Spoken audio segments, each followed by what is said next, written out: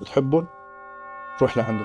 عم بشوف كتير شباب عم بيعيدوا تجارب وأفكار أهلنا، وكنت خايفين إنه يصير فينا بالنهاية حرب أهلية أو يصير فينا مثل ما صار بالتاريخ من قبل. خلص الدولة هي الإرهابية، عيب إنه نقول هيك. يعني هالشي بيودي لحرب أهلية، ونحن هي آخر شي بدنا نوصل له الحرب الأهلية. لو أنت كنتي من أهل الجنوب اللي كانوا فوق ما كنت حتطلع تحكي هالحكيات.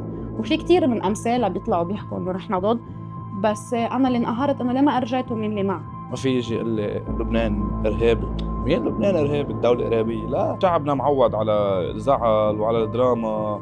أنا غيرت كل الأجواء. طب ما أنا مقهور، أنا موجوع على البيوت اللي عم بتروح، أنا موجوع على الأولاد اللي عم بتروح، أنا موجوع على أهل ضيعتي اللي عم بيروحوا، على أهل منطقتي اللي عم بتروح، ما أنا كمان موجوع. كل واحد رأيه بمحل معين هو لبناء وطن أفضل.